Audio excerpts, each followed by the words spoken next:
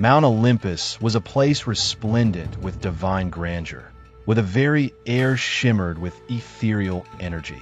Yet now, a thick curtain of clouds enveloped the once brilliant abode of gods, signaling a time of withdrawal.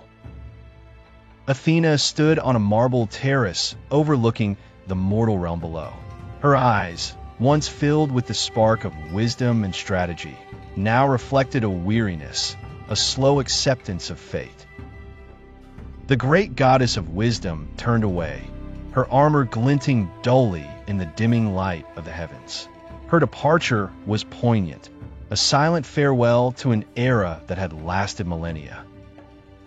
Within the vast halls of Olympus, Zeus, the mighty king of gods, was seated on his ivory throne, isolated in contemplation.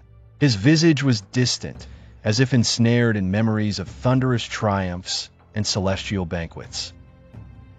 In his hand, the ever-dazzling lightning bolt dimmed, its mighty power ebbing away with the cessation of divine intervention in mortal affairs.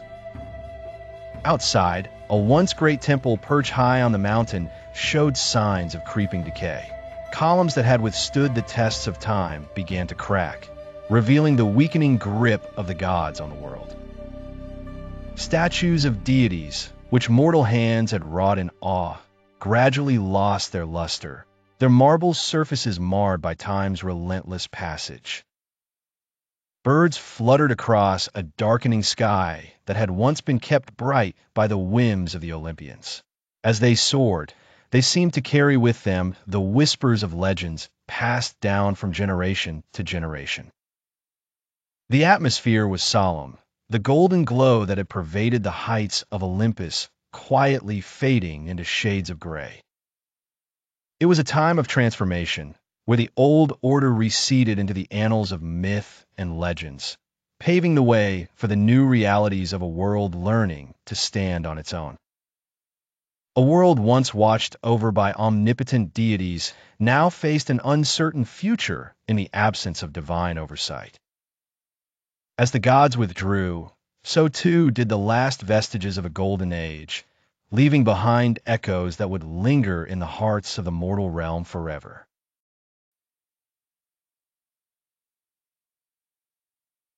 In a vast field long forgotten by time, remnants of an ancient conflict lay hidden beneath nature's reclamation. Grass and moss stretch across a battlefield that once echoed with swords and cries of warriors. Broken shields lie half-buried, their surfaces dulled by nature's march.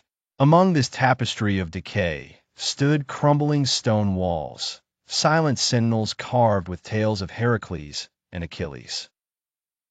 Heracles, with his lion's mane and club, frozen in defiant strength. Achilles, with armor gleaming, now encrusted with time's embrace. A lone traveler winds his path through the ruins. The traveler gazes upon ancient stones, unaware of the tales they hold, the blood and valor that once soaked the earth beneath his feet. Glory faded into whispers of winds sweeping through the grass. As the sun dips below the horizon, the sky is painted in hues of dusk, deepening into night's embrace. The wind rustles through the grass, singing a song of a time long past.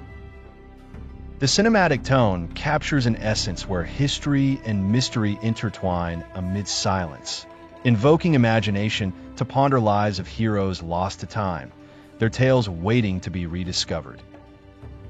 In the solitude of dusk, nature retells the silent saga, the lullaby of lost legends, echoing in the wind, resonating in the heart of the traveler, even if he does not comprehend its ethereal language.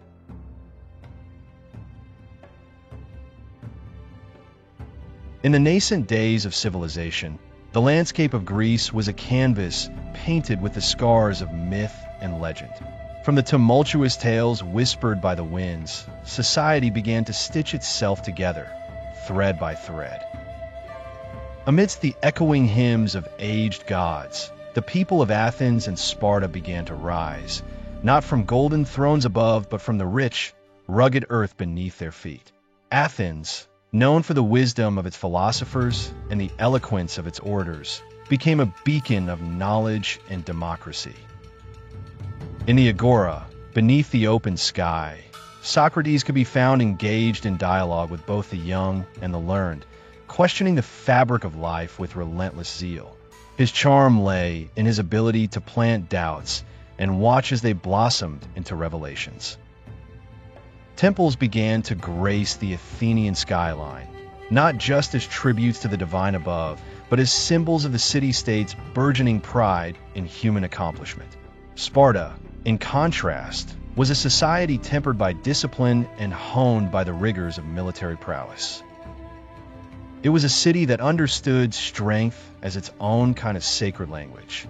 Spartan warriors, trained from youth, grew into the embodiment of resilience and stoicism. Their world was one of simplicity, their beliefs grounded in the tangible, the immediate.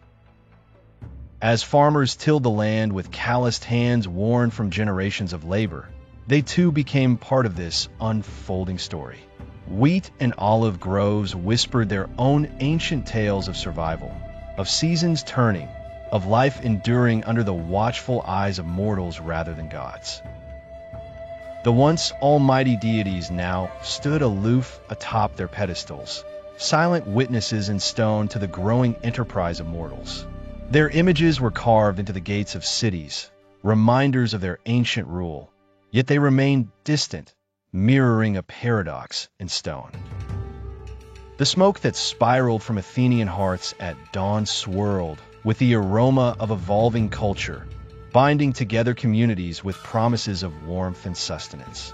In the quiet moments between earthly labors and philosophical debates, the people looked to one another, finding strength and comfort in human connection. As the sun cast its warm golden light over the newborn cities, it painted the world in colors that were no longer divine, but resolutely mortal. This was a time when humanity gathered its fractured pieces, forging a path away from myth. It was a time of builders who raised temples of marble and wood, philosophers who shaped thought with words instead of spears, and a civilization that began to place its faith not among the stars, but within the confines of its own heart. In Athens and Sparta, a phoenix rose not from its ashes, but from its roots, marking the dawn of mortal civilization with shadows cast long by the monuments of its own creation.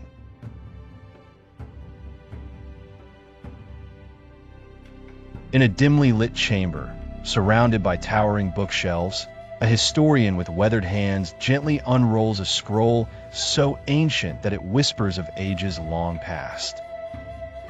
The candle's flame flickers softly as the historian's eyes, sharp yet tender with years of study, scan the exquisite strokes of ink that weave tales of myth and legend. These are not merely stories, but echoes of a divine age, a world where gods and monsters roamed alongside humanity, shaping destinies and etching their presence into the annals of time. The images on the scroll are faded yet vibrant in their depiction.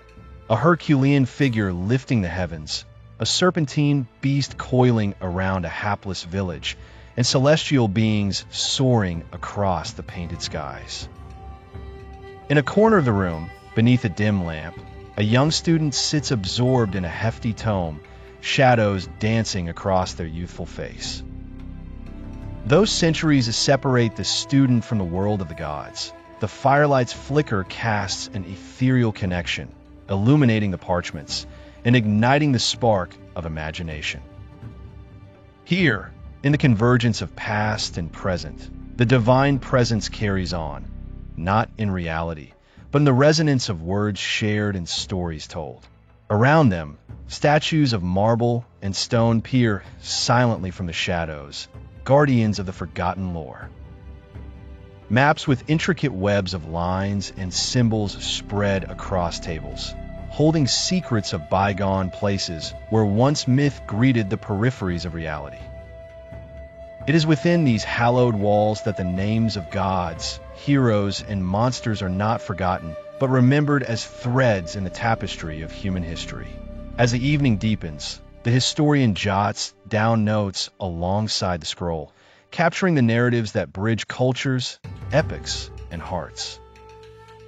Each stroke of the quill, a lifeline thrown to the past, anchoring it to the present and ensuring its place in the future. The scroll, though sealed back into its container, leaves a lasting imprint, a testament to an era where legends were breathed into being. The young student lifts their gaze from the tome, the words infused with the power of ancient storytellers. Inspired, they imagine a time when humanity walked in the shadows of gods, an idea both humbling and empowering. The candle sputters momentarily, its waxen body inching closer to its end, yet refusing to surrender, determined to withstand the encroaching darkness. This is how the divine legacy survives, through memory, through tales told by candlelight, and through the relentless curiosity of those who unroll the scrolls of history, daring to read between the lines and dream beyond the gods' retreat into the past. In this way, from legend to legacy, the past lives on. The gods are silent, but their stories endure. As myth gave way to history, one truth remained: legends never truly die. Like, comment, and subscribe to keep them alive.